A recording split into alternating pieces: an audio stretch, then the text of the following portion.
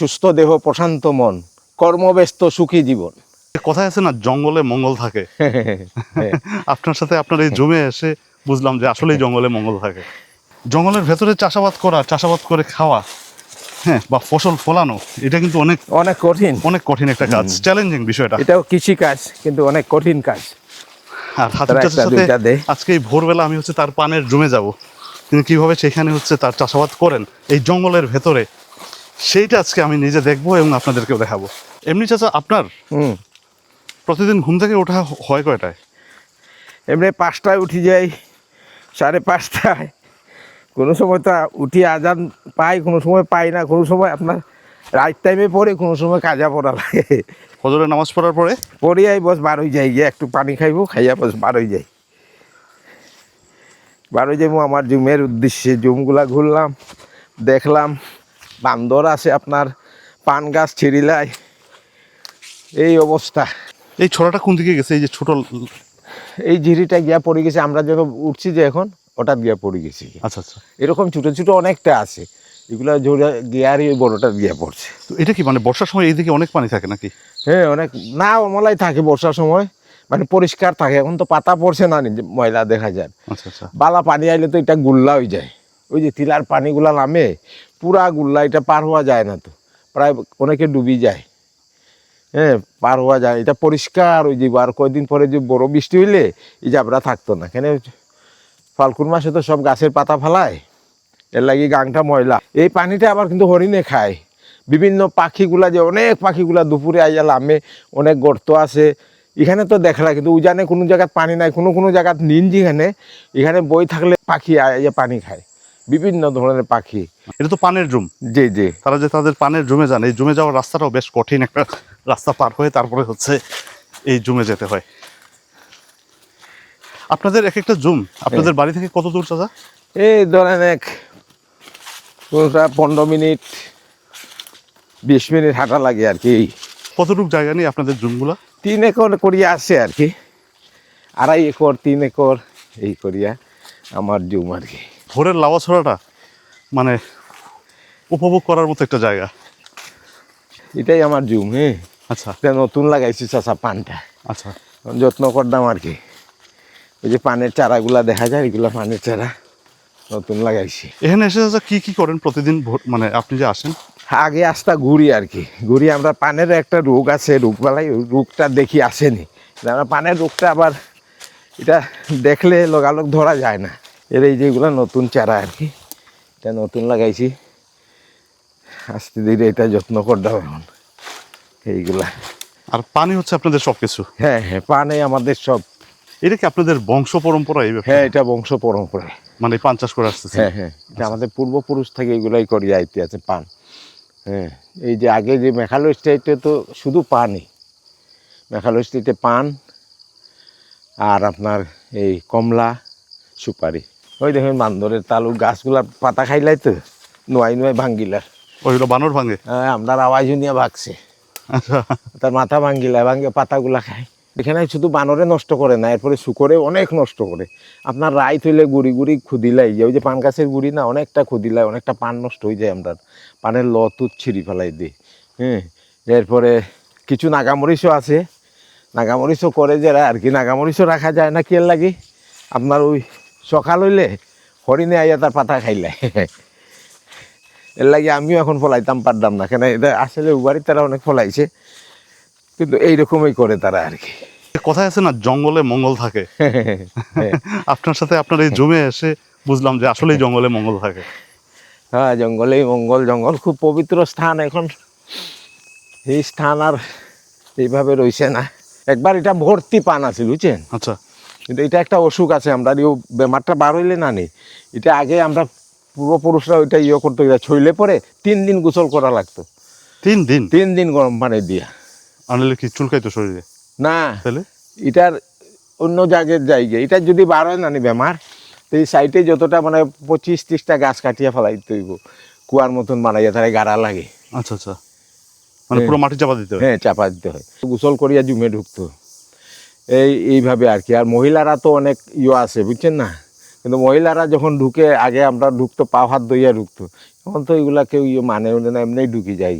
তার মানে আপনারা আগে মানে জমি ঢোকার আগে গোসল করে ঢুকতেন? গোসল করিয়া মানে ঢুকতাম। পবিত্র হয়ে ঢুকতেন? হ্যাঁ, গোসল করিয়া ঢুকতাম।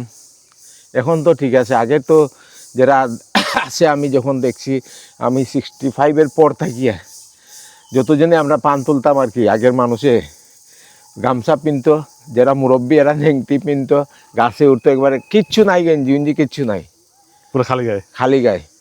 এত জঙ্গলে, তারপরেও তারা মশায় কামড়ায় যে বোঝা যায় না, কিন্তু এখন একটা হাঁটলে একটা পুকে কামড়াইলে বোঝা যায় আমরা।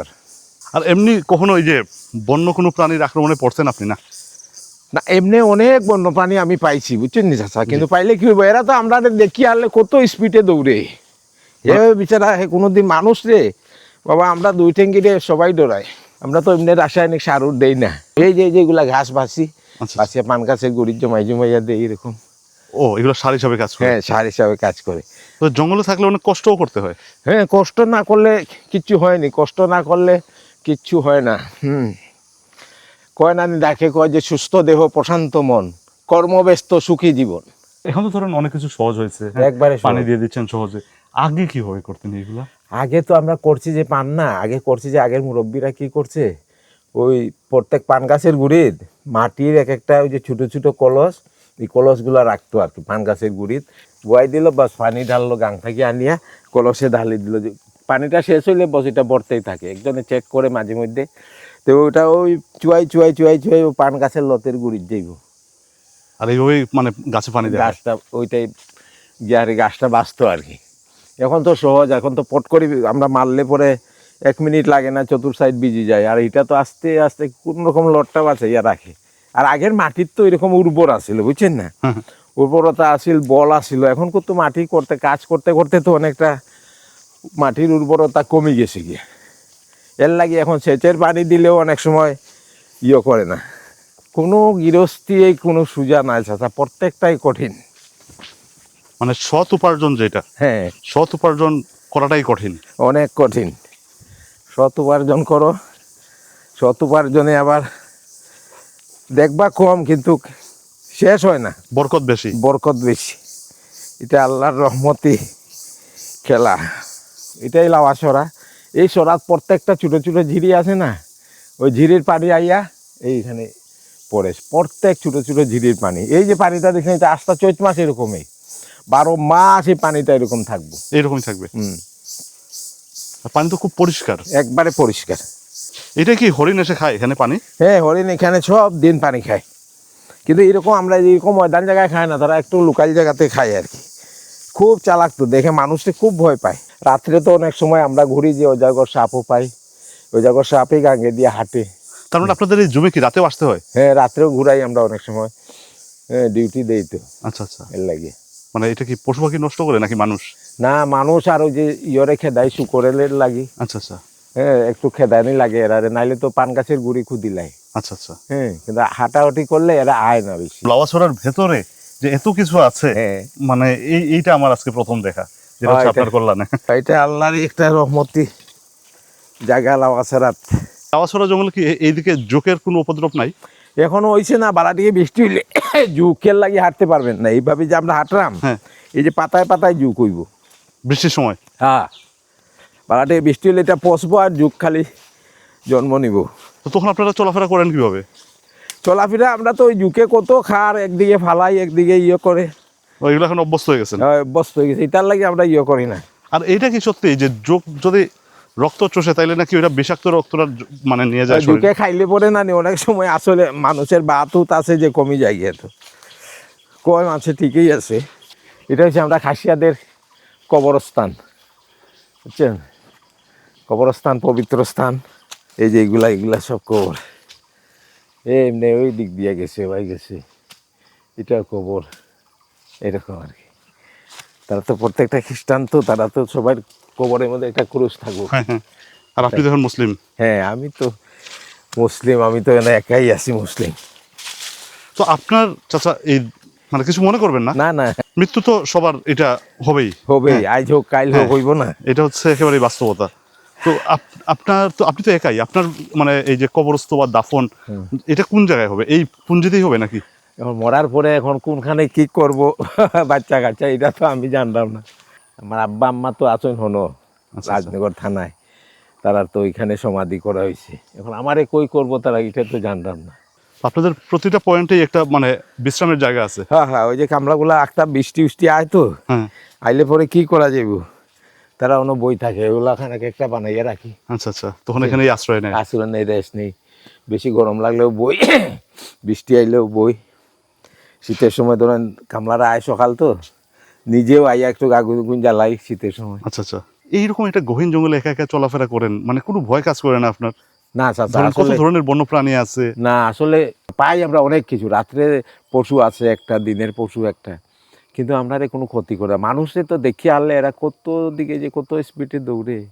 এই তো এখন গরম পড়ছে, সাপ বার হইয়া বড়ি যার এখন। সাপ যে দেখা যায় এগুলো মানে কি কি সাপ দেখা যায় এখানে বেশি? বিভিন্ন ধরনের না, কুবরাও আছে আপনার, এই বিষাক্ত সাপও আছে। সাপ আসলে চাচা একবারে নিরীহ প্রাণী পৃথিবীর মধ্যে, নিরীহ প্রাণী। মানুষ এটা দেখলেই ভয় কিন্তু পায়। মানুষ দেখলে এর ভয় পায়, বুঝছেন।